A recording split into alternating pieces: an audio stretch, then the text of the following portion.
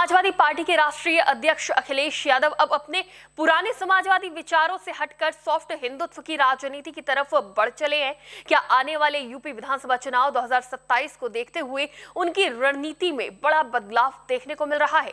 ये सवाल इसलिए उठ रहा है क्योंकि एआईएमआईएम के प्रवक्ता शादाब चौहान ने अखिलेश यादव के हालिया बयान पर सीधा और तीखा हमला बोला है। उन्होंने कहा कि सपा प्रमुख अखिलेश यादव कहते हैं कि मर्यादा का पहला नाम श्री राम और दूसरा संविधान है। इसका मतलब साफ है कि वो समाजवाद को त्याग कर बीजेपी के साथ मिलकर सॉफ्ट हिंदुत्व के रास्ते को अपना चुके हैं। उनको किसी विषय की चिंता नहीं है। आखिर शादाब चौहान ने अखिलेश यादव पर यह बयान क्यों दिया, चलिए आपको बताते हैं। नमस्कार, टीवी 24 नेटवर्क देख रहे हैं आप। मैं हूं आपके साथ शिखा मेहरोत्रा।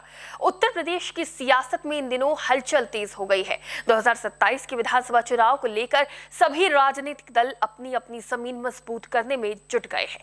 कोई विकास के मुद्दे पर फोकस कर रहा है तो कोई धार्मिक और सामाजिक समीकरणों को साधने में लगा हुआ है। इसी बीच समाजवादी पार्टी और उसके प्रमुख अखिलेश यादव पर एआईएमआईएम की ओर से बड़ा राजनीतिक हमला हुआ है। एआईएमआईएम के प्रवक्ता शादाब चौहान ने अखिलेश यादव के एक बयान को लेकर उन पर सवाल उठाए हैं। शादाब चौहान का कहना है कि अखिलेश यादव ने हाल ही में कहा था कि मर्यादा का पहला नाम श्री राम और दूसरा संविधान है। इसी बयान को आधार बनाकर एआईएमआईएम ने दावा किया है कि अखिलेश यादव अब समाजवाद की मूल विचारधारा से हटकर एक अलग राजनीतिक दिशा की ओर बढ़ते दिखाई दे रहे हैं। शादाब चौहान ने आरोप लगाया कि अखिलेश यादव का ये बयान कहीं न कहीं सॉफ्ट हिंदुत्व की ओर इशारा करता है। उन्होंने कहा कि ऐसा लगता है जैसे अब समाजवादी पार्टी का फोकस अपनी पारंपरिक वोट बैंक और समाजवादी विचारधारा से हटकर नए राजनीतिक प्रयोगों की ओर बढ़ रहा है। एआईएमआईएम प्रवक्ता ने यहां तक कहा कि उत्तर प्रदेश की राजनीति में अब मुख्यमंत्री योगी आदित्यनाथ और अखिलेश यादव की भाषा में बहुत ज्यादा फर्क नहीं रह गया है, क्योंकि दोनों ही अपने अपने तरीके से आस्था और धर्म को केंद्र में रखकर बात कर रहे हैं। हालांकि ये आरोप और बयान राजनीतिक बहस का हिस्सा है और अलग अलग दल इस पर अपनी अपनी प्रतिक्रिया भी दे रहे हैं।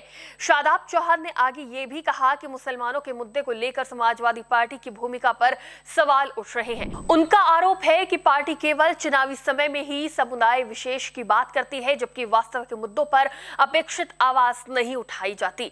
उन्होंने ये भी कहा कि अब मुसलमान किसी भी राजनीतिक दल के लिए सिर्फ वोट बैंक नहीं रहेगा, बल्कि अपने अधिकार और हिस्सेदारी की बात करेंगे। एआईएमआईएम प्रवक्ता का कहना है कि राजनीति में अब डराकर या भावनाओं में बहाकर वोट लेने का दौर खत्म हो रहा है। वहीं अगर बात करें इस बयान पर समाजवादी पार्टी की तरफ से आई प्रतिक्रिया की, तो कल 1 जुलाई को अखिलेश यादव का जन्मदिन था। इस दौरान उन्होंने कहा कि मर्यादा का पहला नाम प्रभु श्री राम है, दूसरा नाम संविधान है।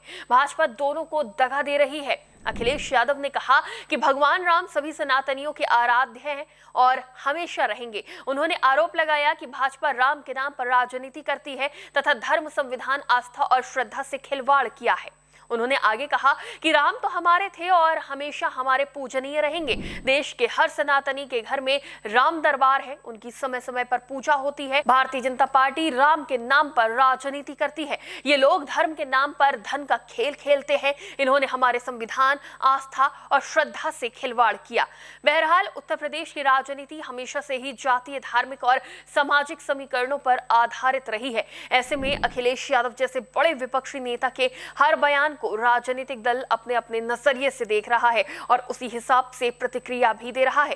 एआईएमआईएम का ये हमला ऐसे समय में आया है जब सपा लगातार भाजपा सरकार पर मुद्दों को लेकर हमलावर रही है। वहीं दूसरी ओर एआईएमआईएम भी यूपी में अपनी राजनीतिक जमीन मजबूत करने की कोशिश में जुटी हुई है। फिलहाल शादाब चौहान के बयान से सवाल उठ रहा है कि क्या अखिलेश यादव यूपी विधानसभा चुनाव में अपने सॉफ्ट हिंदुत्व फॉर्मूले के आधार पर चल पड़े हैं? क्या अखिलेश यादव वाकई अपनी राजनीति में कोई वैचारिक बदलाव कर रहे हैं? एआईएमआईएम के इस बयान ने राजनीतिक हलकों में नई बहस छेड़ दी है कि क्या समाजवादी पार्टी अपनी पुरानी विचारधारा से हटकर नई राजनीतिक दिशा की ओर बढ़ रही है।